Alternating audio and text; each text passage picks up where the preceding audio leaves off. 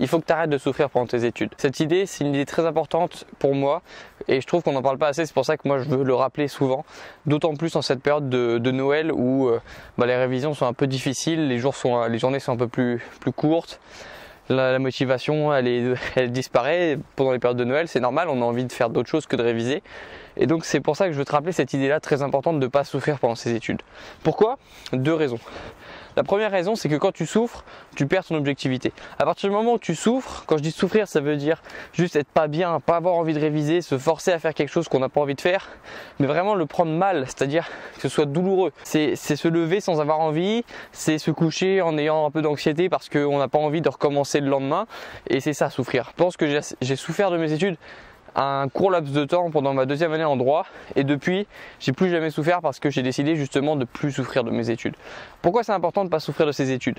Comme je te dis, la première raison, c'est que tu perds ton objectivité. À partir du moment où tu souffres, tu ne pourras plus jamais prendre de bonnes décisions. Pourquoi? Parce que quand tu souffres, c'est trop dur de revenir en arrière. Si tu souffres pendant tes études, c'est parce que tu vas avoir quelque chose, tu vas avoir un diplôme, tu vas avoir un métier. Et qu'est-ce qui se passe si tu te rends compte, une fois que tu as ce diplôme, parce que tu vas réussir, qu'est-ce qui va se passer une fois que tu as ton diplôme si tu te rends compte que c'est pas ta passion? Et moi, si je te dis ça, c'est parce qu'il y a des chances que ça t'arrive, ça, de te dire à un moment, quand tu auras ton diplôme, de te dire ouais, mais c'était pas ça ma passion. Et moi, ce que j'ai envie de faire, qu'est-ce que tu préfères faire toi? Est-ce que tu préfères continuer dans un métier dans lequel tu n'es pas passionné, mais juste parce que tu as souffert pour avoir ce diplôme, du coup tu as envie d'avoir ce métier parce que c'est trop dur de laisser des années de souffrance derrière toi? Ou est-ce que tu préfères faire un pas en arrière, chercher vraiment ce que tu aimes faire et faire ce métier pendant 30-40 ans après? Parce qu'un métier, ça ne dure pas 10 ans, ça dure toute ta vie après un métier. Qu'est-ce que tu préfères faire? Il y a très peu de gens qui sont capables de faire marche arrière une fois qu'ils ont souffert. Ils préfèrent s'enfoncer dans la décision de la souffrance parce qu'ils ont déjà trop souffert pour en arriver là et c'est impossible pour eux de faire marche arrière. Et moi je pense que c'est mieux de faire marche arrière dans ces cas-là. Si tu as un diplôme qui te plaît pas, si tu as un diplôme qui te permet pas de faire ta passion, si tu as un diplôme pour lequel tu as souffert mais que ça te permet pas de faire vraiment ce que tu aimes, pour moi, tu devrais faire marche arrière. Pour moi, c'est pas un échec de faire marche arrière. C'est d'ailleurs ce que j'ai failli faire. Si je fais ces projets-là en ce moment, si je fais YouTube, si je fais d'autres choses, c'est parce que je me suis rendu compte que le droit, c'était pas ma passion et que je voulais pas en faire mon métier plus tard. Mais t'es pas obligé non plus d'arrêter tes études. Dans tous les cas, peu importe ce que tu veux faire plus tard, tu as besoin à un moment de faire un choix. Et ce choix-là, tu as besoin que ce soit clair pour toi. Tu as besoin que ce soit clair dans ta tête pour prendre une décision. Et le problème, une fois que tu as souffert, c'est que ce sera plus jamais clair. Parce que tu n'auras plus jamais le choix en réalité dans ta tête. Quand tu as trop souffert, tu n'es plus objectif. Tu ne peux plus prendre les bonnes décisions parce que la souffrance, elle prend trop un pas pendant que tu vas faire le pour et le contre. La souffrance, elle va être beaucoup trop forte pour n'importe quel argument rationnel que tu pourrais donner. À partir du moment où tu souffres, tu peux être sûr que tu prendras que des mauvaises décisions dans ta vie parce que tu iras toujours vers la souffrance. Si tu souffres pour un diplôme, tu vas souffrir pour le métier. Parce que les gens qui aiment vraiment ce qu'ils font, ils n'ont pas vraiment souffert. Et je te parle pas du fait de travailler dur pour quelque chose. Ça, c'est pas de la souffrance. Travailler dur pour quelque chose que l'on aime, c'est de la passion. Et souffrir pour quelque chose que l'on n'aime pas, ça, par contre, c'est terrible. Et ça, c'est de la souffrance. Et ça, on veut pas en avoir de la souffrance. Ça, c'est la première raison. À partir du moment où tu souffres, tu pourras plus jamais prendre les bonnes décisions dans ta vie plus tard, une fois que tu auras ton diplôme.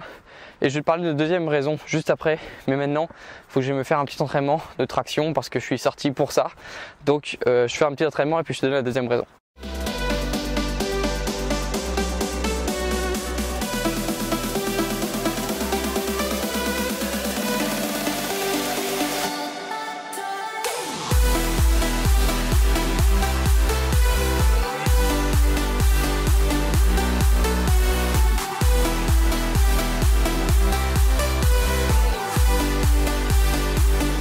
Séance terminée, il y en a qui disent ouais Grégoire, tu te mets en t-shirt parce que tu as envie qu'on voit tes muscles.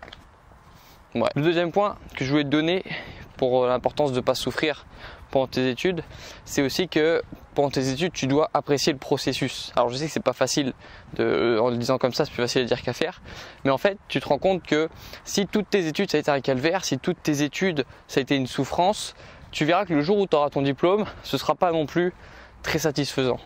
Et si je te dis ça, c'est parce que je l'ai vécu aussi. Il faut que tu différencies la souffrance du travail dur en fait. Le travail dur, tu seras très fier si tu as travaillé dur pour ton diplôme et que tu l'as après, le jour où tu l'auras. Par contre, si tu as souffert, si ça a vraiment été à contre-cœur que tu l'as fait, tu verras que tu ne seras même pas satisfaite, même pas satisfait le jour où tu auras ton diplôme.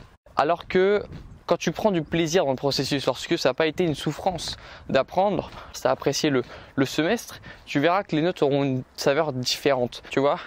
passer tout un semestre, détester réviser, avoir pas envie de se lever le matin pour réviser et se dire ouais mais une fois que j'aurai mon diplôme tout ira mieux. C'est un petit peu comme vouloir faire une ascension d'une montagne, pas avoir envie de mettre les bottes, pas avoir envie de monter, pas avoir envie de se lever pour monter la montagne et se dire ouais mais quand je serai au sommet je serai content. Bah ça tu verras que ça marche jamais. Quand t'as pas aimé un minimum le processus, quand t'as pas aimé un minimum le chemin à faire, c'est pas parce que tu as le résultat que tu seras heureux en fait. Ça c'est le grand problème de toutes les personnes, de notre société même, de penser que c'est les résultats qui comptent plus que le processus. Alors que ce qui compte beaucoup plus c'est le processus. À partir du moment où tu aimes le processus, tu as déjà gagné. À partir du moment où tu aimes le processus, tu vas avoir le résultat. Et les gens se focalisent trop sur le résultat plutôt que sur le processus. On a tous un peu la carotte comme ça, comme quand c'est un diplôme, un beau corps, si on a envie de faire du sport. On se dit tous, le jour où j'aurai le résultat, ça marchera. Et personne ne cherche à essayer de changer le processus, de changer le chemin pour aller au résultat. Tu vois, les gens se focalisent sur la montagne, les gens se focalisent sur le sommet de la montagne, mais personne ne cherche à améliorer l'ascension. Personne ne cherche à améliorer le chemin pour aller au sommet. Alors que quand tu trouves un moyen plaisant d'aller au sommet, évidemment que tu iras au sommet. Alors que si tu penses seulement au sommet, si tu penses seulement au sommet de la montagne, sans chercher à rendre la promenade paisible, l'ascension paisible, ben c'est une erreur. Et c'est pour ça que moi je change toute ma façon de travailler. C'est pour ça que je répète tout le temps qu'il faut trouver une façon d'aimer travailler, d'aimer apprendre. Parce que ça rend tout le processus plus simple et plus amusant. Et surtout, le jour où tu auras un résultat, ben tu seras content. Ça, c'était les deux raisons pour lesquelles il ne faut pas que tu souffres. Ouais, je passe pas le même chemin que quand je suis arrivé. Mais là, je rentre à la maison. Là, je vais pas faire des tractions. C'est fini ça. Donc maintenant que je t'ai dit pourquoi c'est important de ne pas souffrir et pourquoi c'est crucial même, il ne faut pas que tu souffres pendant tes études. Comment est-ce qu'on fait maintenant? Le comment. Je t'ai dit le pourquoi, maintenant je vais te donner le comment. Comment est-ce qu'on fait pour moins souffrir quand on étudie? Tu surveilles la porte et je t'appelle à la fin. Maintenant, comment est-ce qu'on fait pour être plus heureux de travailler? Eh ben, déjà on travaille moins. C'est ce que j'essaie de transmettre comme message cette année, c'est travailler moins, travailler avec des méthodes que l'on aime. Moi, je travaille tout le temps avec des flashcards. Là, je pense que je te l'ai assez dit, les flashcards, ça m'a vraiment changé ma façon d'apprendre parce que ça me permet d'apprendre plus vite et mieux. Donc déjà, ça c'est un grand facteur pour être plus heureux d'apprendre parce que tu passes moins de temps sur le bureau. Le but, c'est pas de se tuer à travailler 12 heures par jour sur le bureau.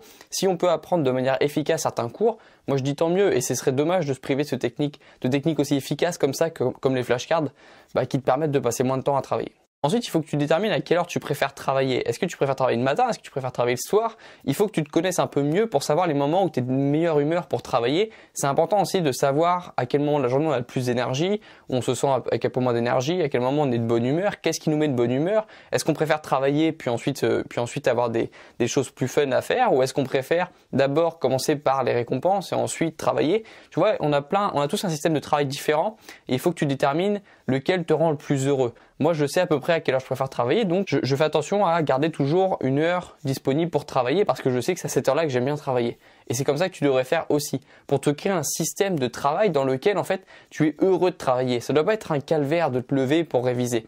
Il faut que tu mettes toutes tes conditions, tout ce que tu peux pour faire en sorte que ce soit le plus simple possible. Même si ton cours est pas très fun. Moi, j'ai des cours qui sont pas incroyables cette année. C'est encore très théorique. C'est des cours très techniques aussi.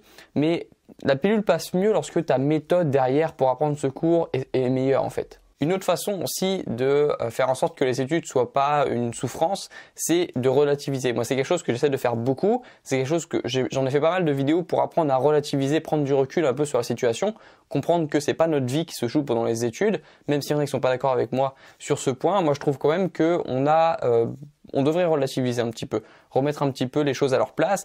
Est-ce que c'est vraiment notre vie qui se joue pendant les études? Moi, je pense pas.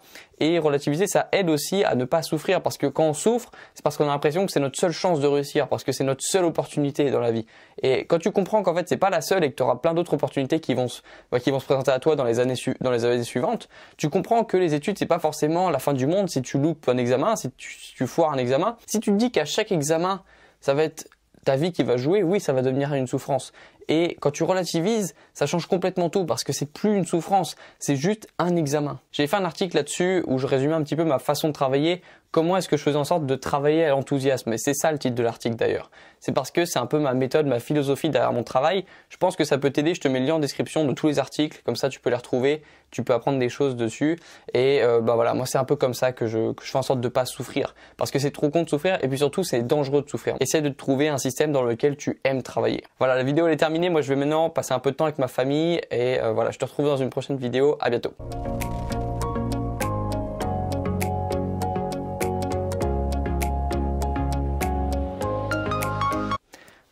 Comme il attend depuis tout à l'heure. Comme